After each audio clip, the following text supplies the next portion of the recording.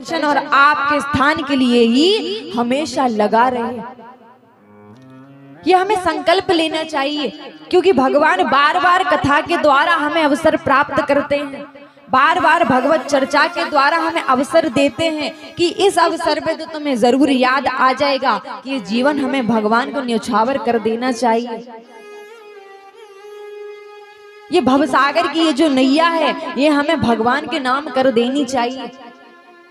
माँ क्या होती है? माँ ममता की मूर्ति होती है। इसी प्रकार हमारी माता रानी ममता की मूर्ति है। आप इन्हें जितना भजोगी, जितना पुकारोगी, वह ममता आपकी स्वीकार करेंगी और कभी भी आपके जीवन में संकट नहीं आने देंगी। भव पार से जगा कर नव पार जा रही हो, डूबेगी कैसे नैया जब तुम चला रही हो, डूबेगी कैसे नैया जब तुम चला रही हो।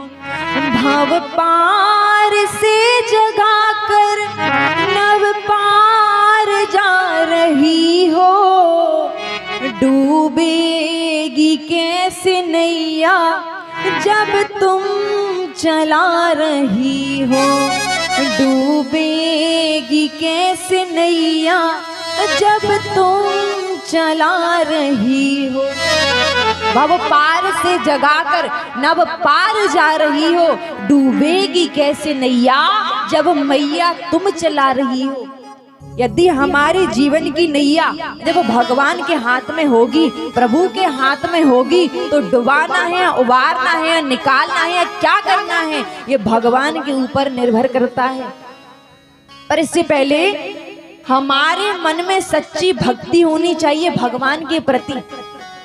भोले बाबा का एक परम भक्त था जो भगवान की नित्य प्रति पूजा करता था। जाकर के भगवान के मंदिर में भोले बाबा का सुंदर श्रृंगार करता था, उनको स्नान कराता था, पुष्प आदि इत्यादि से उनका श्रृंगार करता था। पर इनकी पत्नी के यहाँ पर कोई संतान नहीं थी। जब कोई संतान नहीं थी तो पड़ोसियों ने आकर के कहा कि आपके यहाँ तो कोई संतान नहीं है, आपके पति भगवान भोलेनाथ की इतनी पूजा करते हैं, अर्चना करते हैं, वंदना करते हैं, उसके बाद भी आपके यहाँ पर कोई संतान नहीं है, क्यों? और जब भगवान की आपके ऊपर कृपा ही नहीं है तो आपके पूजा का क्या मतलब? जब भगवान आपको संतान प्राप्ति नहीं करवा सकते तो उस पूजा का क्या मतलब हुआ? जैसे उस पत्नी के पति वापस आते हैं तो वो कहती है, स्वामी आप भोले बाबा की इतनी पूजा करते हैं, उनका नित्य प्रति श्रृंगार करते हैं, दिन भर आप भोले बाबा के श्रृंगार में, भक्ति में, पूजा में व्यतीत कर देते हैं, पर आज तक आपके भोले बाबा ने हमें दिया ही क्या है? अरे यदि आपकी पूजा से भगवान इतने प्रसन्न होते तो क्या हमें एक संतान प्राप्ति नहीं करवा सकते थे? यदि भगवान कलयुग में हैं, आप मानते हैं कि भक्ति करने से भगवान मिलते हैं, तो हमारे यहाँ पर तो कोई संतान नहीं है। आप जाइए, जाकर के अपने भगवान से कहिए कि यदि मुझे संतान प्राप्ति नहीं करवाई तो मैं कभी आपके द्वार पर आऊंगा नहीं। वह पति कहता है कि देवी आप ये कैसी बातें करती हैं? कलयुग में केवल भगवान ही हैं, भोले बाबा हमारी रक्षा अवश्य करेंगे, आप जरा धैर्य रखो। यदि नहीं हुआ है तो भगवान की कोई इच्छा है, और यदि अभी नहीं हुआ तो होगा, पर भगवान पर विश्वास रखो। वह देवी कहती हैं कि आज से मैं खाना पीना सभी को त्यागती हूँ, आज से ना मैं भोजन करूंगी, ना आज से मैं जल ग्रहण करूंगी।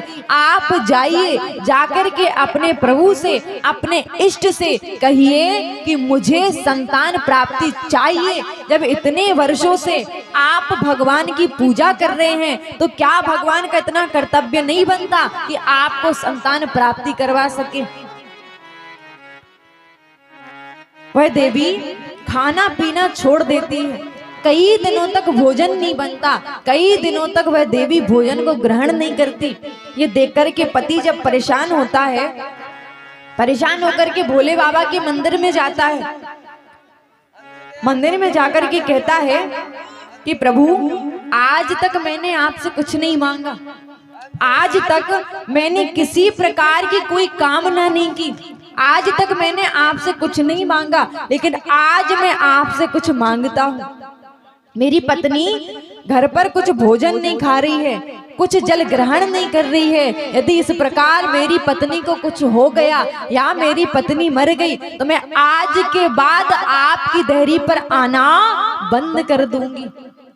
आज के बाद मैं कभी भी आपके द्वार पर नहीं आऊंगा, आज के बाद कभी मैं आपकी पूजा नहीं करूंगा, मैं आपको इसी वक्त त्याग दूंगा। यदि मेरी पत्नी वापस ठीक नहीं हुई तो, यदि आपने संतान प्राप्ति नहीं करवाई तो मैं वापस घर लौट करके नहीं जाऊंगा।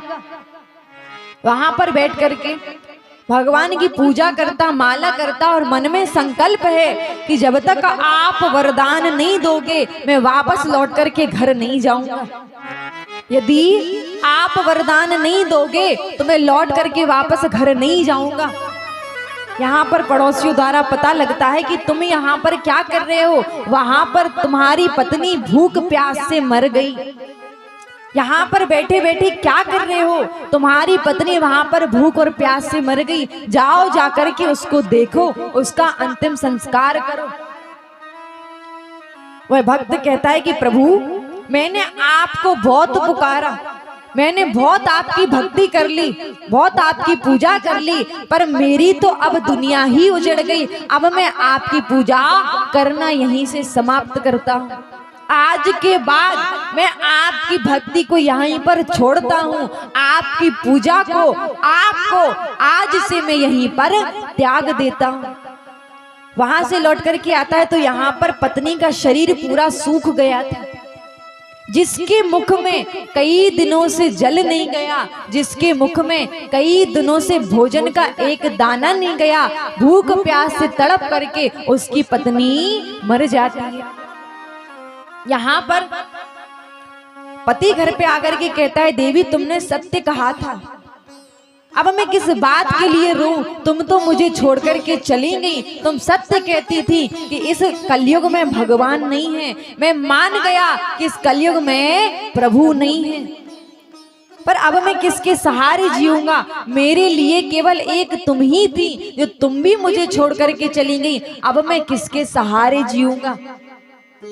तभी वहां पर भोले बाबा प्रकट हो जाते हैं। भोले बाबा कहते हैं कि भक्त मैं तुम्हारी भक्ति से प्रसन्न हुआ। तो वो भक्त कहता है, प्रभु मैं अब आपकी पूजा नहीं करना चाहता, अब मैं किस लिए आपकी पूजा करूं, मेरी पत्नी भूख प्यास से तड़प करके मर गई, अब मैं किसके लिए पूजा करूं। तब भोले बाबा उसकी पत्नी पर जैसी हाथ घुमाते हैं कि उसकी पत्नी वापस जीवित हो जाती है, वापस जीवित हो जाती है। तो यहाँ पर भोले बाबा कहते हैं, भक्त तूने अगले जन्म में मेरी भक्ति करने के लिए देर कर दी थी, अगले जन्म में मैंने तेरे जीवन में कई अवसर दिए थे मेरे को पाने के लिए, पर तूने उस वक्त देरी कर दी थी। इसीलिए इस जन्म में तूने मेरी भक्ति की, लेकिन मैंने आने में जरा देर कर दी। लेकिन देर तो की, लेकिन तुझे जो चाहिए था, जिस चीज की तुझे चाह थी, इस जन्म में मैंने भले ही देर में लेकिन उसको पूरा किया। इसीलिए कहते हैं भगवान के घर देर है पर अंधेर कभी नहीं है। हम कहते हैं कि भगवान हमें क्यों नहीं मिल रहे हैं, तो अगले जन्म में भगवान को पाने में आपने देरी की, तो इस जन्म में भगवान आपको मिलने में स्वयं देरी करेंगे। जब आप भगवान को मिलने में देरी कर सकते हैं तो क्या भगवान नहीं कर सकते। तो इस प्रकार हमें जीवन का एक भी क्षण, एक भी मिनट भगवान के कीर्तन के बिना निकालना नहीं चाहिए। यदि निकाल दिया तो समझ लीजिए कि ये हमारे खाते में लिखा गया। यदि एक मिनट भगवान के चिंतन के बिना निकल गया तो उसका पश्चाताप करना चाहिए कि समय हमारा आज भगवान के बिना निकल गया, क्योंकि हमारे लिए एक एक मिनट बड़ा कीमती होता है। किस कीमत के लिए भगवान बड़ी बोली लगा दें, किस कीमत के लिए भगवान आने में देरी कर दें। इसीलिए हमें भगवान का भजन करने में कभी भी देरी नहीं करना चाहिए, क्योंकि हमारी नाव चलाने वाले एकमात्र प्रभु ही है। तुम ही मेरी नैया, किनारा तुम ही हो, तुम ही मेरी नैया, किनारा तुम ही हो, मेरी जिंदगी का सहारा।